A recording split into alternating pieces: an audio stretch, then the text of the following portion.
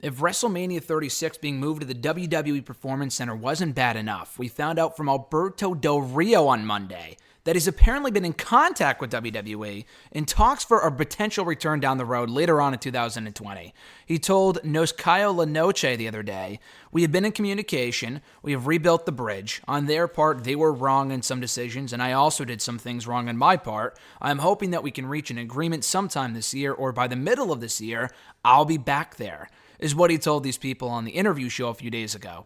Thankfully, that rumor was quickly debunked, and I know this is coming from Del Rio himself. It's not some sort of internet rumor, but it seems like this rumor is going the same way of that Enzo Amore rumor from last year. I think it was last year, when there were talks about WWE being interested in bringing back Big Cass and Enzo. They were doing a lot better, and I think that was around the time they were doing that that string of indie shows with Northeast Wrestling and other promotions. Enzo was doing a bunch of matches late last year.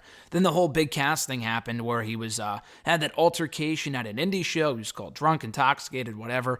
He's had some problems. Enzo, I think, has been fairly clean for the most part ever since he's been released from WWE. I know he's had a few why would you do that type moments, like when he showed up at Survivor Series in the audience a few years ago. But it seems like he's largely been doing well from what I've seen. And to his credit, he actually did post a video on Twitter a few days ago going to the house of one of his fans and delivering like a pizza to him or something like that. I thought that was really, really cool on their birthday.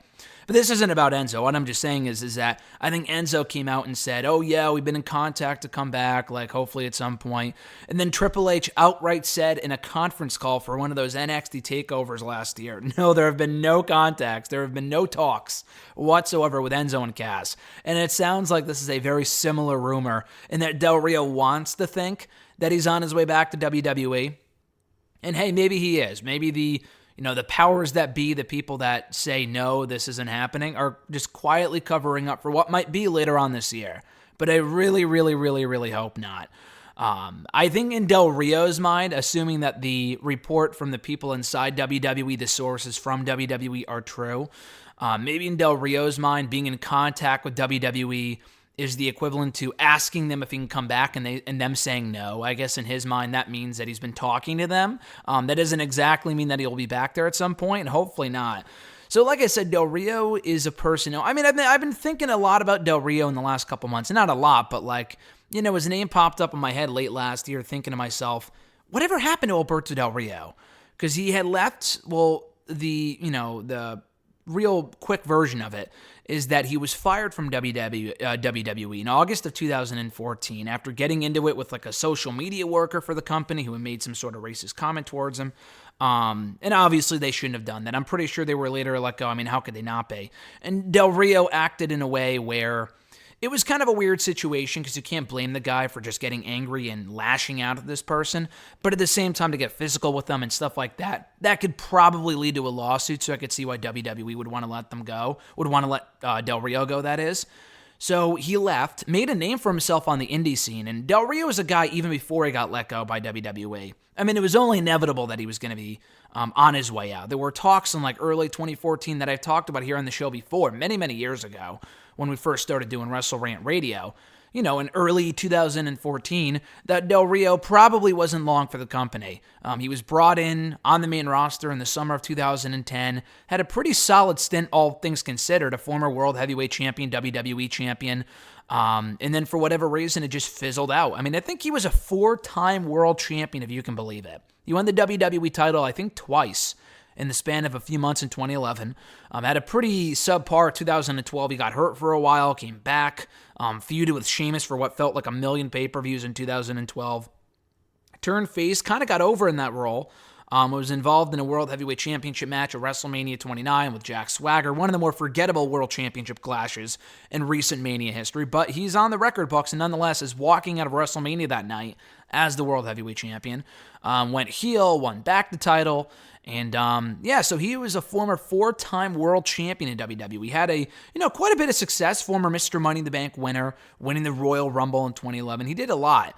But then he just quietly fizzled out. They had no plans for the guy. And I always thought the guy was a good wrestler, but I kind of quickly grew bored of his character like a lot of people did. He did nothing in 2014. He was largely relegated to undercard stuff. No notable feuds. He really did A whole lot of nothing in 2014 before that whole incident happened. But when he left WWE, that was probably the best thing that could have ever happened to the guy. Went to Ring of Honor. I thought he was awesome in Lucha Underground. I thought he was great over there. Did a whole stint over there and in Ring of Honor for a couple of matches before coming back to WWE in late 2015. And he was booked to look like a star from the get-go. They righted any wrong on that first night when he was brought back as as answering John Cena's U.S. Open Challenge, beating John Cena in clean fashion within a matter of minutes to win the United States Championship.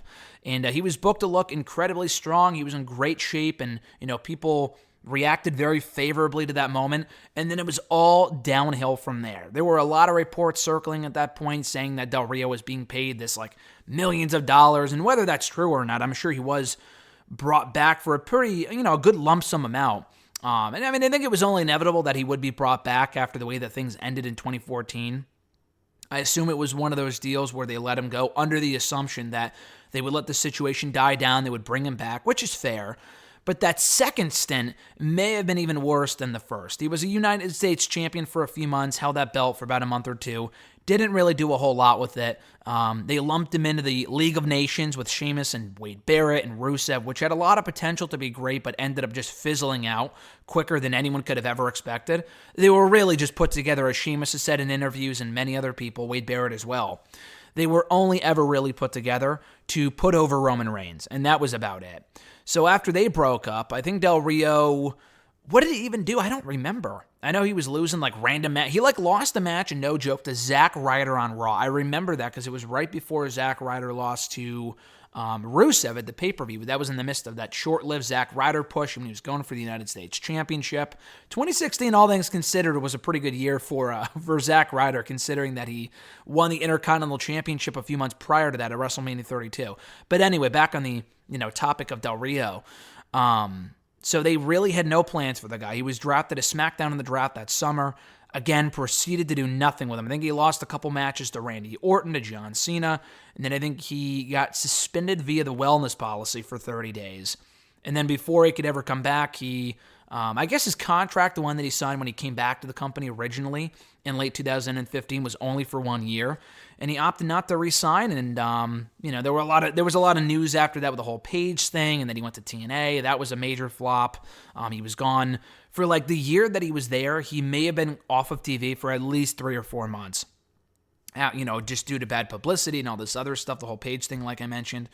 And then when he came back, he was only around for a couple of months before, again, they just proceeded to do, really not much with the guy at all. I think he was in the World Championship scene for a little while, and then he messed up again. I think he no-showed a WrestleCon show, that Impact versus Lucha Underground show. They were doing that WrestleMania weekend 2 years ago. And then after that, they just severed ties with the guy, and that was it. And then we really have not heard much about Del Rio since in the last 2 years. And hopefully that's it. Hopefully that is the last that we hear of Del Rio, and I know we've heard of him recently, but I have no desire to see him back in WWE. And again, he was the perfect package a decade ago when they were looking for their next Latino star. But the guy, he was boring. He was a lot better as a heel, and I like Del Rio. I really do. I really did anyway. I thought he would have been the perfect guy to build around as their next top Latino star in a certain brand, give him the championship. But he was never really booked to look strong for more than a few months. And then after that ran its course, he kind of burned every bridge that he had between WWE, Lucha, even Impact, Ring of Honor. We haven't seen him back there in the last couple of years. So he even said a couple of years ago that he was looking to retire within the next 5 years, and that was 6 years ago. So I really don't see the worth in bringing back Del Rio when you have Rey Mysterio back, and you have Angel Garza, you have Humberto Carrillo, you have Andrade. Why would you need to bring back Alberto Del Rio of all people? That just seems silly to me. So hopefully it's nothing more than a rumor. Hopefully it's nothing more than Del Rio trying to get people's attention and get people talking about him again.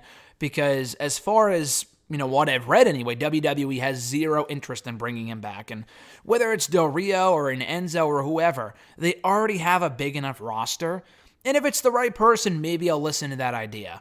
But currently between Raw and SmackDown, the whole, coronavirus outbreak is one thing, and we'll get to that in a moment, the update on WrestleMania and all the other promotions out there being affected by this.